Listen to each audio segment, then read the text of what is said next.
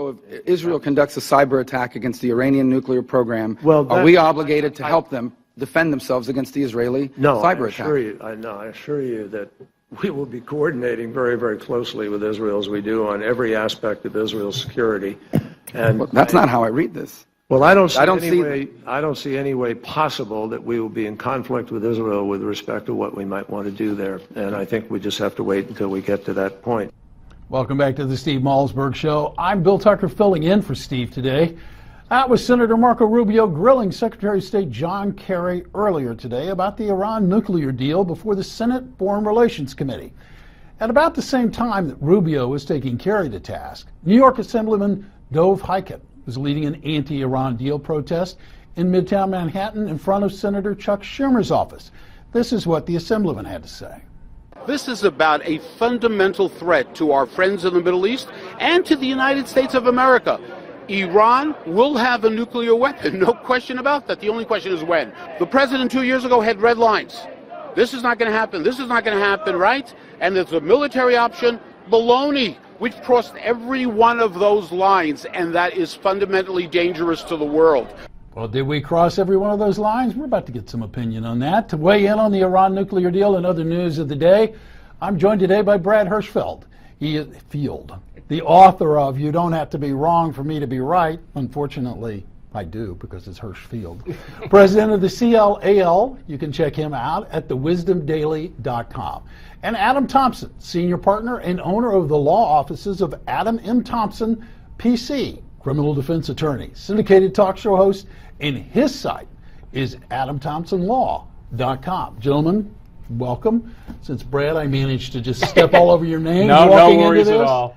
We're going to talk about a number of deals today, and we're going to talk about the Iran nuclear deal, Trump going to the Mexican border, and Trump still leading the GOP voters.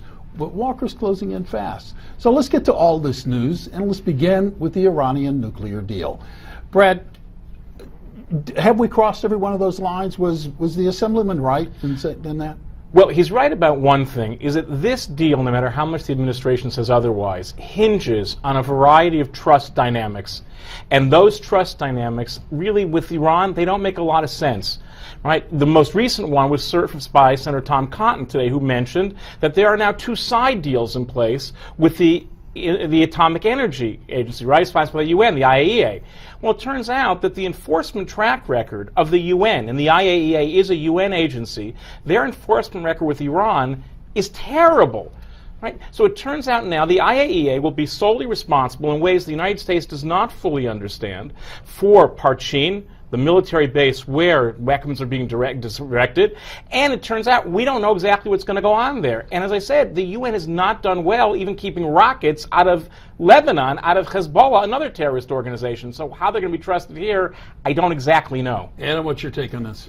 This deal's a disaster. You know what I like is the takeaway from that clip with Marco Rubio grilling Kerry is Kerry says we always meet and consult with Israel on these issues that directly impact their national security. Well, Benjamin Netanyahu couldn't have been any clearer that he thought the deal was a disaster and not to enter into it, but yet here we are, entered into the deal, and the deal is much different than everyone thought. Now we're finding out there's two separate potential side deals that we don't even have information on. This has gone from bad to worse, and it could even get even beyond that. This is a disaster. What disturbs me here is that, well, two. One, that, Adam, as you mentioned, these side deals that suddenly are appearing. And second, all we got back in return for this deal apparently is a deal. We didn't get any hostages back. We didn't get any real reassurances back on this. Brad, am I wrong on this? Or? Well, I don't think you're entirely wrong, but we did get one thing back, arguably, and that's time. But if what we got was time, and I'm pointing this out because by no means are we guaranteeing that Iran does not get a nuclear weapon. We're buying a certain number of years during which they are likely not to. But if that's the case, the United States and the other nations in the P5+1 just bought the most expensive term life insurance in the world, and I really hope it's worth the deal.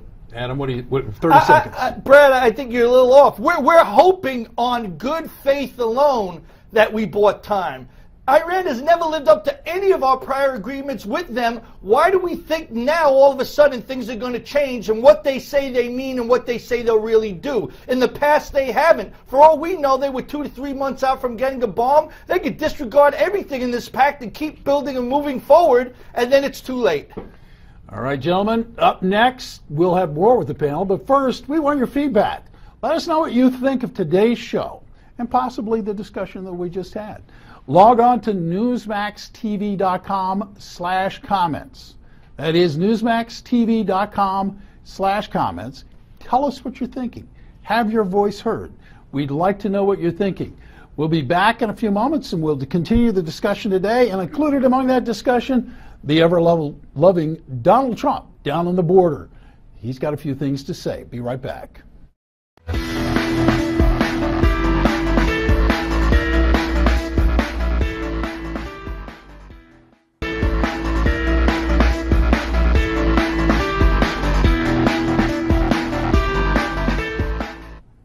All right, welcome back to the Malzberg panel. I'm Bill Tucker filling in for Steve today, and with me is the rabbi and the lawyer, Brad Hirschfield and Adam Thompson. I'm determined to get your name wrong, Brad, and I don't even know why. I like you.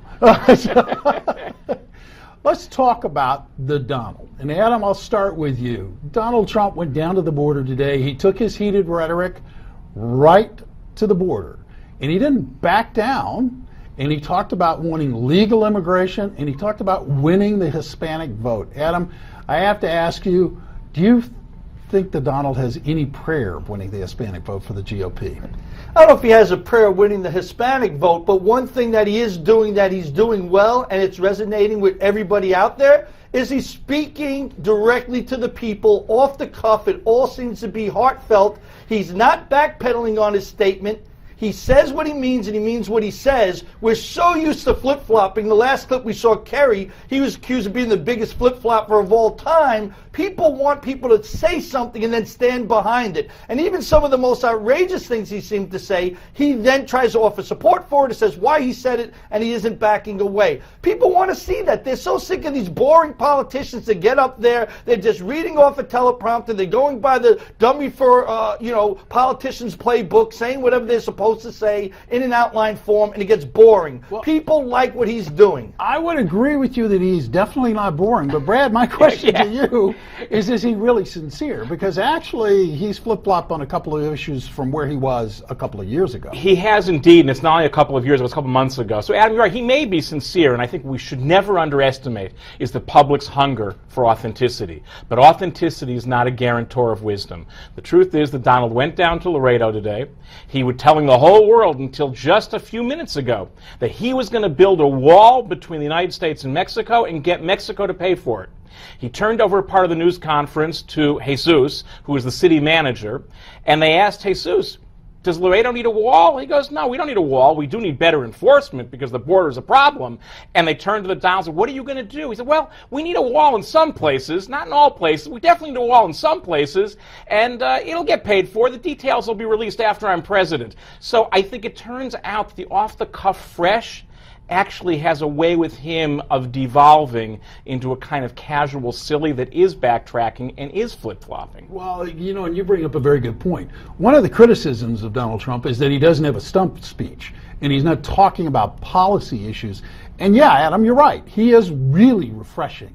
But where do we get in this process that we need to hear something specific from Donald Trump?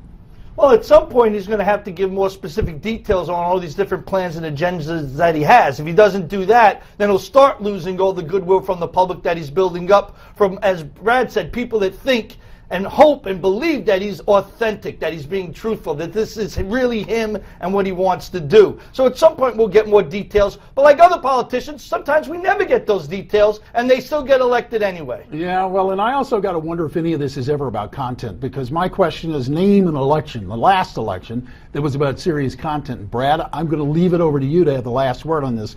Can you name an election where we cared about content more than we cared about image?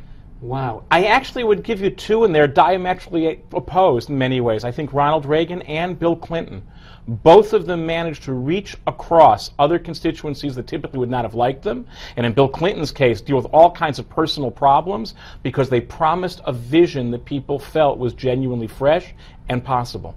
All right. Well, now I'm going to turn to an entirely different kind of story, and this has to do with a story that came down in New Jersey. It was in central Jersey, for those of you not familiar with the geography.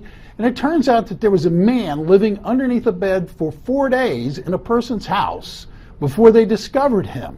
Now, what's that have to do with this discussion? Well, gentlemen, as far as I'm concerned, he was an illegal alien. He entered unlawfully. He was there, not invited. And do you see any difference between this guy and what we're talking about at the border? Quickly. I don't know. I don't even know where to go with this story. It's just one of those wild cards thrown out of left field. It reminds me of Monster Zeke, where the monster's hiding in the closet under the bed. I don't know. But the bottom line is, I want to know how someone was in someone's house under bed for 4 days, and they didn't know until the 4th day. Brad? So very quickly, unlike most illegal aliens, he wasn't working a reasonable job, and most do. And unlike Donald Trump would say, he was neither a murderer or a rapist. So.